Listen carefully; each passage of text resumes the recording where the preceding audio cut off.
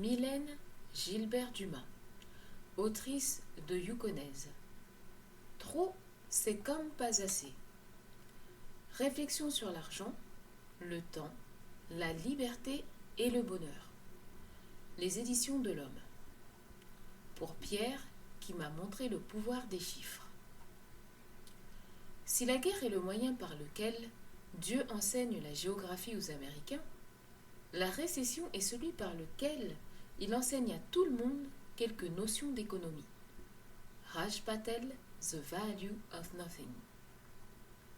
Introduction. On dit qu'autrefois, en Afrique, il existait une technique spéciale pour chasser le singe. Les chasseurs attachaient une courge calebasse remplie de nourriture à un pieu planté au milieu d'une clairière. L'ouverture aménagée dans l'écorce de la courge était suffisamment grande pour qu'un singe y enfonce la main, mais trop petite pour qu'il en ressorte une poignée de nourriture. Les chasseurs se cachaient non loin et attendaient qu'un singe s'approche.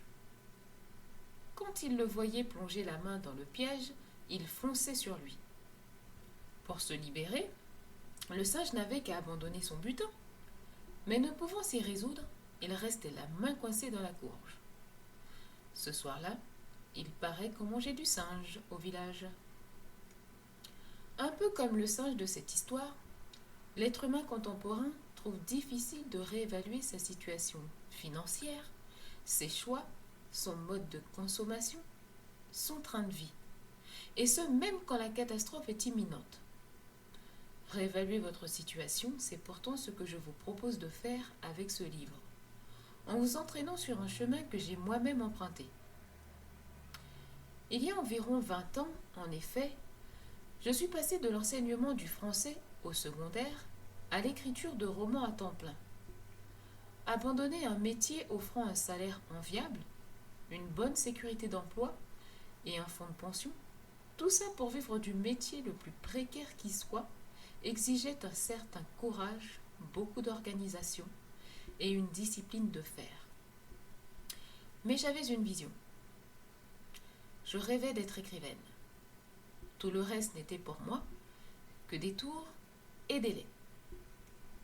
Ce livre est l'aboutissement d'une réflexion basée sur l'expérience, mais aussi approfondie par la lecture. J'ai tiré de cette longue réflexion 2 grandes conclusions qui pourraient à elles seules résumer les pages qui suivent. 1.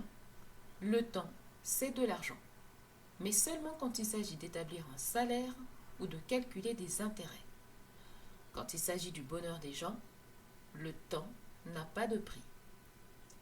2. Pour être heureux, il suffit de se contenter de ce qu'on a et d'explorer le monde dans la mesure de ses moyens. Ça paraît simple dit comme ça, mais s'il m'a fallu écrire tout un livre pour expliquer ces 2 conclusions, c'est qu'elles sont plus difficiles à comprendre qu'on ne le croit. Et surtout, que nos désirs sont plus sournois et tenaces qu'on ne l'imagine.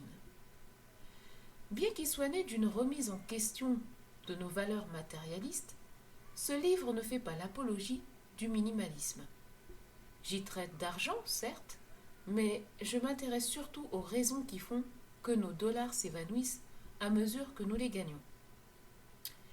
Je vous entraîne aussi à la recherche du temps perdu, celui que nous avions encore il y a à peine 10 ans et dont la quantité disponible est inversement proportionnelle à la présence de la technologie informatique dans notre vie. Je n'ai pas de grande vérité ni de règles absolues à vous offrir.